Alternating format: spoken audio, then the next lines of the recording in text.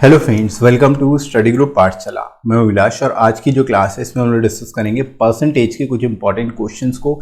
और ये type wise series चल रही है, पूरे सारे टॉपिक्स को हम लोग यहाँ पर कवर कर रहे हैं परसेंटेज के। और इसमें जितने भी टाइप्स बन सकते हो सब मैं आपको इस सीरीज में कवर कराने वाला हूँ। तो आपको जस्ट कंप्लीटली इस सीरीज को देखना है। सारे टाइप्स आप सभी के लिए इंपॉर्टेंट होंगे और एग्जाम में आपके पूछे जरूर जाते हैं ऐसे क्वेश्चंस। तो आपको पूरी सीरीज को देखना है और उनको नोट करते जाना है ताकि आप सारे टाइप के क्वेश्चंस को अच्छे से समझ सको। ठीक है फ्रेंड्स, तो चलिए स्टार्ट करते हैं अच्छी क्लास। और टाइप 11 होगा और टाइप 12 को बेसिकली हम लोग इस वीडियो में डिस्कस करेंगे। दो टाइप बेसिकली मैं डिस्कस करूंगा इस वीडियो में, टाइप 11 एंड टाइप 12, राइट। तो टाइप 11 देख लेते हैं सबसे पहले। देखो टाइप 11 बहुत ही ज़्यादा इंपॉर्टेंट है। इसमें आपको इनकम टैक्स से रिलेटेड क्वेश्चन मिलते हैं एग्जाम में, तो इसमें काफ़ी बच्चों को बहुत ज़्यादा कन्फ्यूज़न होता है। तो ऐसे क्वेश्चंस को करने का तरीका क्या होगा ये मैं यहाँ पर आपसे डिस्कस करूँगा। सबसे पहले इसका कॉन्सेप्ट समझ लीजिए। आपको पता होना चाहिए कि जो इनकम टैक्स होता है, ठीक है, और जो नेट इनकम होती है, इनका सम जो होता है वो ग्रॉस इनकम के बराबर होता है। ठीक है, मतलब जो भी आपकी नेट इनकम है उसमें अगर आप इनकम टैक्स जोड़ देते हो तो वो आपकी ग्रॉस इनकम के बराबर हो जाती है। और यही ग्रॉस इनकम पर हम हमेशा टैक्स को काउंट करते हैं।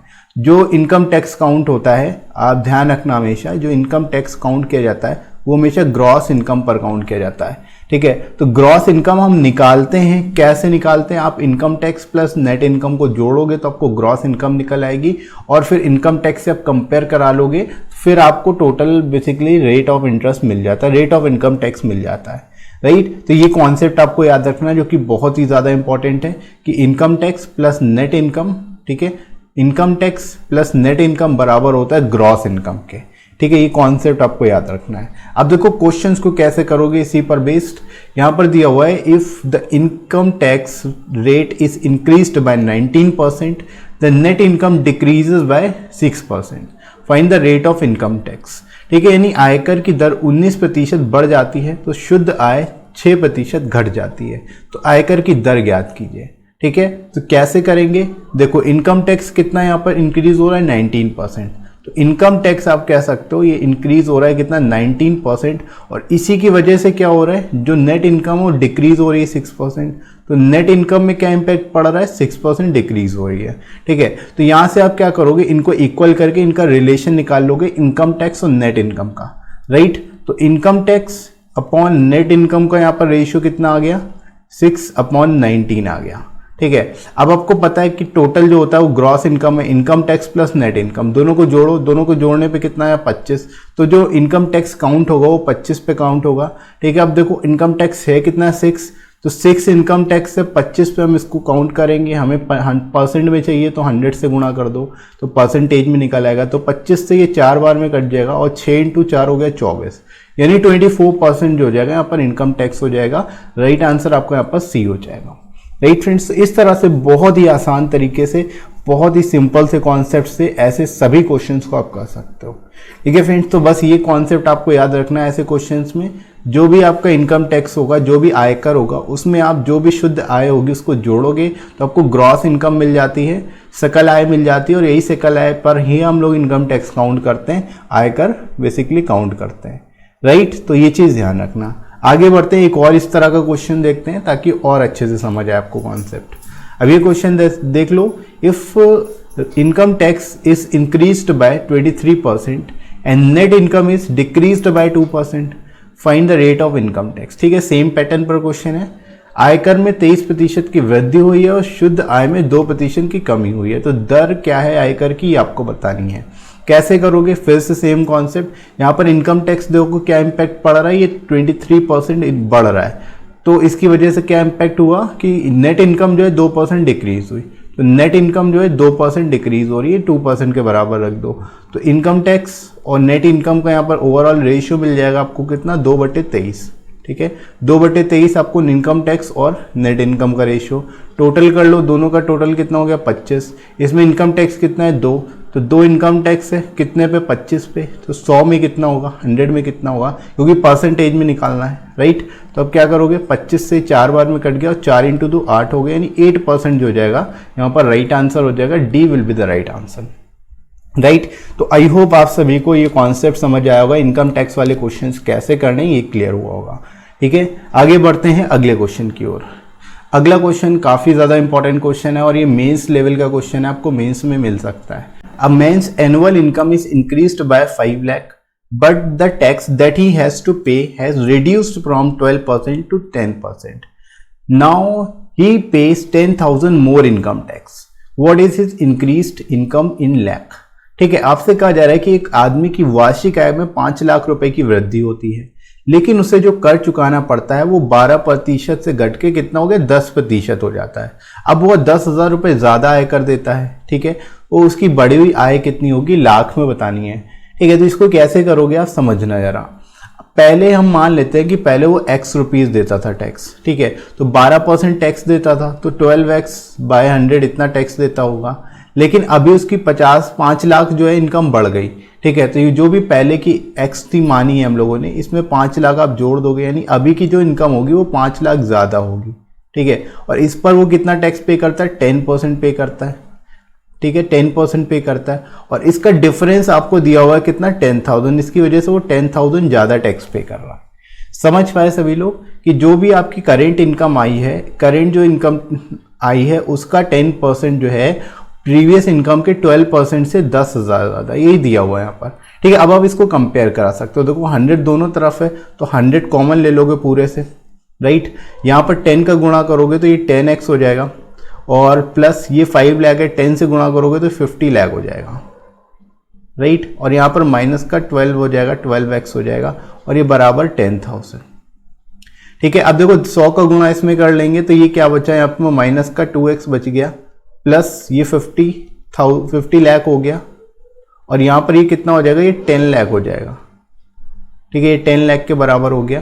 तो ये माइनस का 2x उस साइड लेके आएंगे तो 2x बराबर कितना हो जाएगा, इसको इस साइड लेके आएंगे तो 50 लाख से 10 लाख घट जाएगा, तो ये 40 लाख बच जाएगा, 40 लाख बच जाएगा। ठीक है, तो x का मान यहाँ पर कितना आ गया, 20 लाख आ गया, 20 लाख आ गया। राइट, तो x का मान 20 लाख आ गया, यानी पहले जो इनकम थी वो 20 लाख थी, अभी की कितनी होगी, 20 लाख पहले थी, 5 लाख अभी बढ़ गई, तो टोटल कितनी हो गई, 25 लाख हो गई। ठीक है, 25 लाख हो गई, तो 25 लाख आपका आंसर होगा। यही आपसे पूछा जा रहा है कि लाख में उसकी इनकम कितनी होगी, इंक्रीज्ड इनकम कितनी होगी, बढ़ी हुई आय आपसे पूछी जा रही है, तो 25 लाख। अगर वो पूछता कि उसकी पहले की इनकम कितनी है तो वो हो जाता 20 लाख। ठीक है, तो इस तरह से फ्रेंड्स आप ऐसे क्वेश्चंस को कर सकते हो बहुत ही आसान तरीके से। ठीक है, तो सिंपल द कॉन्सेप्ट था, इसमें भी आपका टैक्स से रिलेटेड क्वेश्चन था ये, और इस टाइप के क्वेश्चन आपको मेंस में मिलेंगे, तो आप ध्यान रखना ऐसे क्वेश्चन को करना कैसे है। ठीक है फ्रेंड्स, तो आई होप आप सभी को ये कॉन्सेप्ट समझ आ गया होगा। आगे बढ़ते हैं अगले क्वेश्चन की ओर। अगला जो है टाइप 12 है। टाइप 12 में देखो आपको कैसे क्वेश्चंस मिलेंगे। देखो फ्रेंड्स, ये जो क्वेश्चन है, if the word photograph is spelled with F in place of PH then what would be the percentage reduction in the number of letters. ठीक है, यदि फोटोग्राफ शब्द को पीएच के स्थान पर एफ लिखा जाता है तो अक्षरों की संख्या में प्रतिशत कमी क्या होगी। ठीक है, अब देखो परसेंटेज रिडक्शन या परसेंटेज एरर से रिलेटेड जो क्वेश्चन होंगे वो कैसे करोगे आप। अब ये क्वेश्चन आपका एसएससी सीपीओ में पूछा गया है, एसएससी सीपीओ में पूछा गया था 2019 में। ठीक है, यही सेम क्वेश्चन आया था, तो इसको कैसे करना था समझिए। यहाँ पर जो वर्ड दिया हुआ फोटोग्राफ, PHOTOGRAPH, ठीक है, ये फोटोग्राफ वर्ड दिया हुआ है, तो इसमें क्या कह रहे हैं कि जो PH वर्ड है इसको हम F से रिप्लेस कर रहे हैं। यहाँ पर भी PH वर्ड F से रिप्लेस कर रहे हैं। ठीक है, तो अगर इनको आप F से रिप्लेस करोगे तो टोटल वर्ड कितने कम होंगे, टोटल वर्ड कितने, देखो 3 3 6 3 9 3 10, अभी जो टोटल वर्ड्स हैं वो कितने 10। लेकिन जब आप PH को F से रिप्लेस करोगे, यानी 2 की जगह पे 1 लिखोगे, यहाँ पे भी 2 की जगह पे 1 लिखोगे, तो 2 रिड्यूस हो जाएंगे। ठीक है, 2 वर्ड जो है वो रिड्यूस हो जाएंगे, रिडक्शन कितने का होगा, 2 वर्ड्स का होगा। ठीक है, तो आपसे पूछा जा रहा है कि परसेंटेज रिडक्शन कितना है, तो सिंपल है कि 2 वर्ड्स का रिडक्शन हो रहा है कितने पे, 10 वर्ड्स पे, क्योंकि टोटल वर्ड्स कितने हैं 10 है, तो 2 वर्ड्स का रिडक्शन 10 पर, तो 100 पे कितना होगा, 10 से 10 काट लो, यहाँ से 20% आपका राइट आंसर हो जाए। ठीक है, तो 20% आपका राइट आंसर है। इस तरह से आप इसको सिंपल तरीके से कर सकते हो। एसएससी सीपीओ 2019 में क्वेश्चन ऑलरेडी पूछा जा चुका है। ठीक है, तो इस तरह से अगर कोई क्वेश्चंस आते हैं तो आप उसको बहुत ही सिंपल तरीके से कर सकते हो। राइट फ्रेंड्स, तो आई होप आप सभी को ये क्वेश्चन समझ आया होगा। आगे बढ़ते हैं। अगला जो क्वेश्चन है इसी टाइप में पूछा जाता है, a student erroneously multiplied a number by 2/5 instead of 5/2, what is the percentage error in the calculation. ठीक है, एक छात्र ने गलती से 5/2 के बजाय 2/5 से एक संख्या गुणा कर दिया, तो गणना में प्रतिशत त्रुटि कितनी होगी, परसेंटेज एरर कितनी होगी। तो इसको कैसे करते हैं, देखो उसने उसने मल्टीप्लाइड नंबर 2/5 से मल्टीप्लाई किया, लेकिन करना किससे था, 5/2 से करना था। ठीक है, अब आप यहाँ पर क्या करोगे, इनका एलसीएम लो, 5 और 2 का एलसीएम लोगे 10 हो जाएगा। ठीक है, 5 से डिवाइड करोगे 10 को तो 2, तो 2 का गुणा कर दो तो 4 हो गया। 2 से इसमें भाग करोगे 5, तो 5 का 5 में करोगे तो हो गया 25। ठीक है, यानी 25 और 4 यहाँ पर आ गया। अब देखो इनके बीच में डिफरेंस कितने का है, इनके बीच में डिफरेंस है 21 का। ठीक है, तो 21 यहाँ पर वो बढ़ गया, बेसिकली आप कह सकते हो एक तरह से जो परसेंटेज में चेंज कितना आएगा, 21 का चेंज आएगा। और ये किस पे काउंट करेंगे, जितना करना चाहिए था, 5/2 करना चाहिए था, यानी 25 वाली वैल्यू पे आएगा। तो 21 चेंज आ रहा है 25 पर, तो 100 में कितना आएगा ये आप निकाल लो। 25 से ये 4 बार में कट जाएगा और 21 × 4 हो जाएगा 84, यानी टोटल जो परसेंटेज चेंज आएगा वो कितना आएगा, 84% का आएगा, 84% का आएगा। ठीक है, तो 84 आपका यहाँ से राइट आंसर होगा। ठीक है, तो इस टाइप के क्वेश्चंस ध्यान रखिएगा, जब भी इस तरह के क्वेश्चंस आएंगे सबसे पहले आपको एलसीएम लेना है, उसके बाद आप कंपेयर करा सकते हो एलसीएम लेके डायरेक्टली, जितना भी चेंजेस आ रहा होगा उसके हिसाब से आपका आंसर आ जाएगा। राइट, तो आई होप ये क्वेश्चन आप सभी को क्लियर हुआ होगा। आगे बढ़ते हैं, अगला क्वेश्चन देखते हैं। अगला क्वेश्चन देखो friends, a student multiplied a number bye 3/5 instead of 5/3, what is the percentage error in the calculation. ठीक है, एक छात्र ने 5/3 के बजाय एक संख्या को 3/5 से गुणा किया, तो गणना में प्रतिशत त्रुटि क्या है ये आपको बताना है। ठीक है, उसने किया कितने से, पहली चीज देखो 3/5 से किया, करना चाहिए था उसको 5/3 से। राइट, तो आप इनका एलसीएम लो, 5 × 3 हो गया 15, 5 से भाग करोगे 15 को तो 3 का 3 में गुणा करोगे तो हो गया 9। इसी तरह 3 से भाग करोगे 15 को तो 5 × 5 हो गया 25। ठीक है, फिर से इनके बीच में डिफरेंस देखो, डिफरेंस कितने का है, 16 का डिफरेंस है। ठीक है, और इसको काउंट किस पे करेंगे, जितने पर करना चाहिए था, 5/3 पर करना चाहिए था, यानी 25 वाली वैल्यू पर। राइट, तो 100 में कितना होगा, 25 से 4 बार में, और 16 × 4 हो गए 64, यानी 64% जो है यहाँ पर परसेंटेज एरर होगी, 64% आपका राइट आंसर होगा। ठीक है, तो परसेंटेज एरर वाले जितने भी क्वेश्चंस होंगे आप इसी कॉन्सेप्ट के साथ कर सकते हो, बहुत ही सिंपल सा कॉन्सेप्ट है और आई होप आपको ये टाइप समझ आ गया होगा। राइट, तो इसी तरह से इन सभी क्वेश्चंस को आप करिएगा।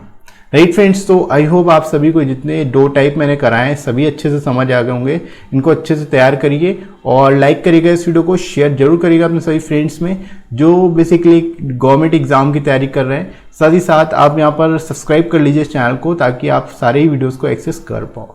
साथ ही साथ आप कमेंट सेक्शन के थ्रू कमेंट भी कर सकते हो, और आप मुझे अनअकैडमी पर फॉलो कर सकते हो और मेरे कोर्सेज को देख सकते हो। अनअकैडमी पर मेरी डेली क्लासेस होती है 12 बजे से, ठीक है, 12 PM पर डेली क्लासेस होती हैं, तो आप इन क्लासेस को जरूर ज्वाइन कर सकते हो और रेगुलर बेसिस पे आपको ये क्लासेस मिलेंगी। राइट, तो डेली आप 12 से 1 बजे वाली क्लास को अटेम्प्ट करिए, आपको काफ़ी चीज़ें सीखने को मिलेंगी यहाँ पर। ठीक है फ्रेंड्स, तो अभी के लिए इतना ही, नेक्स्ट मिलते हैं अगली क्लास में। Thanks for watching.